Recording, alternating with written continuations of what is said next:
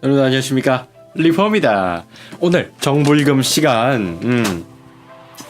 많은 분들이 또 제 채널을 또 보시는 분들 중에 카메라에 대해서 또 굉장히 관심이 많은 분들이 있는 것 같습니다. 그래서 뭐 카메라에 관심이 없더라도 또 우리 채널의 장점 뭔가요? 뭔가 이 분야에 관심이 없어도 쉽게 정보를 알아갈 수 있다 아니겠습니까? 그래서 오늘 주제는 바로 크롭바디와 풀프레임 카메라, 나는 도대체 무엇을 사야 하는가? 라는 거를 가지고 말씀을 드리려고 해요. 일단 요거 굉장히 또 사람마다 호불호가 갈릴 수 있는 부분이긴 하지만 오늘 제 설명을 좀 참고하시면 굉장히 또 카메라 구매에 도움이 되지 않을까라고 생각을 살포시 해볼 수 있을 것 같습니다. 바로 시작해 보도록 하겠습니다. 카메라에 대해서 모르시는 분들 같은 경우에는 야, 크롭바디는 뭐고 풀프레임은 뭐야? 이러실 수 있죠. 저도 그랬으니까요. 자, 그런데 이거를 아주 가장 쉽게 설명을 또 해보도록 하겠습니다. 바로 풀프레임은 비싼 카메라, 크롭바디는 조금은 덜 비싼 카메라, 이렇게 생각하시면 될 것 같아요. 일단 풀프레임하고 크롭바디의 가장 기본적인 차이는 카메라 안에 들어있는 네모난 센서의 차이라고 할 수가 있겠는데요. 풀프레임 같은 경우는 1:1의 비율을 가지고 있고요.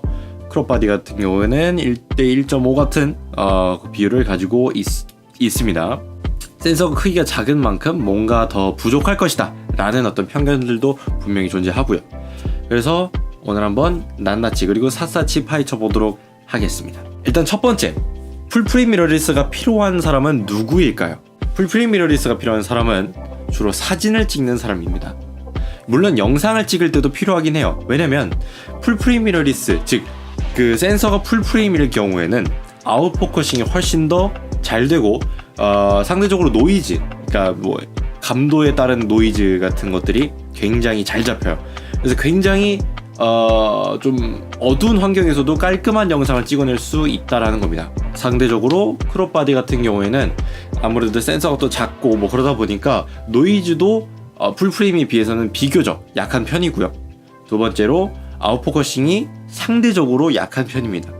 그래서 제가 사진을 찍는 사람한테 추천을 하는 이유는 크롭바디로 찍었을 때하고 일반 풀프레임하고 찍었을 때하고 물론 일반인은 구별을 하지 못합니다. 그러나 사진을 좋아하고 사진을 또 잘 찍는 사람들은 구별을 해요. 왜냐면 사진을 찍었을 경우 예를 들어서 아웃포커싱이 됐는데 제 뒤에 만약에 어떤 전등이 있었어요. 그럼 그 전등이 이제 아웃포커싱이 되면 날아갈 거잖아요. 그러면 이제 창난원이 생기게 되는데 그 창난원이 다릅니다. 더 고와요. 그러니까 약간 더 입자가 작고 고와서 조금 더 아름다운 느낌을 줄 수 있는 아웃포커싱이 완성이 되고요. 상대적으로 크롭바디는 이 알갱이가 입자가 매우 크게 보여서 조금은 덜 이쁜 아웃포커싱이 나올 수도 있는 거예요. 물론 렌즈마다 그리고 화각마다 그리고 그 어떤 뭐 주변의 환경마다 빛의 광량마다 다를 수는 있습니다. 그러나 상대적으로 객관적으로 이것은 사실입니다. 좀 더 퀄리티 있는 사진을 원하신다면 저는 크롭바디보다는 풀프레임 미러리스를 추천드리겠습니다.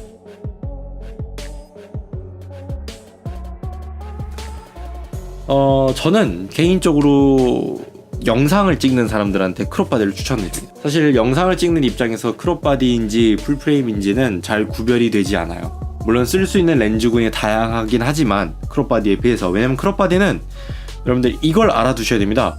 사진을 찍든 영상을 찍든 렌즈를 살 때 말이죠, 크롭바디는 항상 35mm 렌즈를 만약에 사야 돼요. 단렌즈를 사야 된다고 했을 때 그 35mm에다가 1.5를 곱해야 크롭바디에 적용을 할 수 있는 화각이 나옵니다. 왜냐? 크롭바디는 1.5배 더 크롭이 되어 있으니까요. 풀프레임은 전혀 환산을 할 필요가 없죠. 왜냐면 35mm면 35mm 화각 그대로 보여지니까. 크롭바디 같은 경우에는 1.5로 곱한 값이, 즉 35mm에서 1.5로 곱하면 50mm인가요? 맞나? 24mm에서 1.5를 곱해야 되나? 35mm 렌즈를 살 때 곱하기 1.5를 하면요 52.5mm, 그냥 50mm라고 생각하시면 돼요. 50mm 정도의 화각이 나오게 되는데 그 말은 뭐냐면은 실제로 우리가 볼 수 있는 화각은 50mm라는 겁니다. 그러면은 이렇게 생각하실 수가 있어요. 50mm 렌즈를 사면 과연 어떨까? 50mm 렌즈를 사면 50mm를 안 보이고 70몇 mm로 보이기 때문에 여러분들은 준망원 렌즈를 산 거나 마찬가지예요. 그러니까 여러분들이 난 50mm 정도의 화각을 보고 싶어 하신다면은 35mm 또는 24mm 렌즈를 구매하셔서 곱하기 해서 50mm에 가까운 값이 되는 렌즈를 구매를 하셔야 됩니다. 다소 복잡할 수 있으나 영상을 찍는데 큰 문제가 되지 않는다는 점은 여러분들이 알아주셔야 될 것 같습니다. 영상을 찍는 분들한테는 크롭바디를 추천을 드려요. 왜냐면은 휴대성도 있고요. 사실 무게 면에서도 크롭바디가 조금 더 가볍기 때문에 여러분들이 난 그런 거 다 신경 없고 난 돈도 충분하다 하시면은 풀프레임 사시는 거를 추천드리고요. 좋은 게 좋은 거니까 또 풀프레임은 또 그런 식으로 추천을 드리도록 하겠습니다. 자, 그래서 근데 또 풀프레임하고 미러리스, 풀프레임하고 크롭바디를 아직도 이해 못하신 분들이 계실 수 있기 때문에 한 번 더 설명을 하도록 하겠습니다. 지금 보이시는 사진 두 개가 있죠. 그 두 개 중에서 작은 센서가 크롭바디에 들어가는 센서예요. 결론적으로 뭐냐면은 센서 크기가 작다라는 얘기입니다. 크롭바디하고 풀프레임의 차이는 딱 나누자면 센서 크기밖에 차이가 없다라고 얘기를 할 수가 있어요. 하나는 1:1 굉장히 큰 정사각형이고요. 하나는 작은 직사각형 모양을 가지고 있습니다. 직사각형 모양을 가진 것이 저거 크롭바디고요. 정사각형은 풀프레임이라고 할 수가 있죠. 그러면은 사람들이 이제 전문가 정도 레벨로 한번 올라가서 좀 얘기를 해보자면요, 마이크로 포 서드 같은 경우는 어떡하냐, 흔히 우리가 마포라고 얘기를 하죠. 근데 그거는 크롭바디라고 얘기를 할 수가 없어요. 크롭 센서라고 얘기를 할 수가 없습니다. 이건 아예 다른 차원의 센서입니다. 그래서 마포 같은 경우에는 크롭 센서라고 얘기하기 좀 힘들고요. 이제 제가 말씀드린 것처럼 1:1.5의 비율을 가지고 있는 센서 같은 경우가 이제 크롭 센서다라고 말씀을 드릴 수가 있습니다. 그래서 저는 이제 당연히 소니 기준으로 말씀을 드린 거고요. 이제 캐논 같은 경우에는 1.5가 아니라 1.6을 곱해서 계산을 해야 합니다. 그러다 보니까 캐논 렌즈를 소니 렌즈를 만약에 캐논에다가 물려서 쓰고 싶다. 그게 가능한지 모르겠어요. 안 써봐서 그렇게. 근데 만약에 가능하다고 하더라도 조금 계산 방식이 달라야 되지 않을까 라는 생각이 듭니다. 그래서 난 50mm 렌즈를 사야지. 근데 내 바디가 크롭바디야. 그냥 무시하고 딱 사버려요. 그러면은 안 됩니다. 그러면은 여러분들이 원하는 화각 그리고 원하는 장면을 얻어내기 굉장히 힘들고요. 영상을 찍으실 분들한테 요거는 하나의 팁인데, 이제 렌즈를 구매하실 때 OSS라고 붙어있는 게 있어요. 손떨방이란 얘기예요. 손떨방이란 얘기인데, OSS가 그냥 손떨림 방지가 들어있는 겁니다. 그래서 제가 쓰고 있는 알파 6500 같은 경우에는 바디에도 이미 들어있지만 렌즈에도 손떨방이 들어있기 때문에 굉장히 안정적인 영상 퀄리티를 얻어낼 수가 있어요. 손떨방이 없는 것 같은 경우에 정말 울렁거림이 너무 심해서 영상을 보는데 눈이 아파요. 그렇게 말씀을 드릴 수 있을 것 같고, 카메라를 사실 때 제일 중요한 거 딱 한 가지. 이거는 그냥 진리예요. 비쌀수록 좋다. 소니 미러리스 중에 5000 시리즈가 있어. 5100, 5000 이렇게 두 개가 있는데 그게 지금 45만원? 인터넷으로 구매하면 한 30만원대에 렌즈까지 구매를 하실 수가 있어요. 그걸 구매를 하시면 물론 그 카메라 굉장히 괜찮습니다. 4K는 안 되지만 1080까지 된다는, 그러니까 FHD까지 찍을 수 있다는 가정하에 말씀을 드린다면 굉장히 나쁘지 않은 카메라예요. 네, 제가 또 써봤기도 했고, 그렇기 때문에 화질을 많이 기대한다거나 그거는 욕심이에요.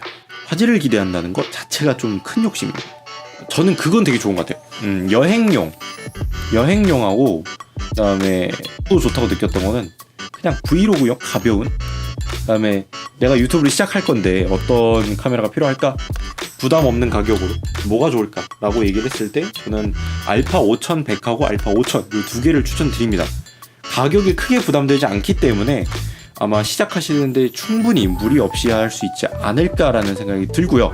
다음 이 시간에는 물론 리뷰 시간입니다. 리뷰 시간에는 카메라 클리닝에 대해서 어떤 제품을 써야 되는지, 그리고 어떻게 클리닝을 해야 되는지까지 알려드릴 거고요. 아마 이제 여러분들하고 좀 색다른 브이로그가 하나 올라갈 겁니다. 제가 삼성이래. 소니 AS를 받았는데요.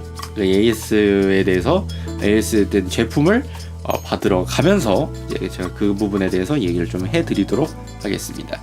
오늘 영상 너무나도 봐주셔서 감사하고요. 이 영상을 통해서, 저를 통해서 앞으로도 더욱더 유익한 정보들, 그리고 더욱더 인싸가 되기 위해서는 구독을 해주시면 됩니다. 구독과 좋아요 한 번씩 잊지 말고 눌러주시고요. 저는 다음 이 시간에 돌아오도록 하겠습니다. Let's get it! 구독 꼭 누르세요. 아시겠죠?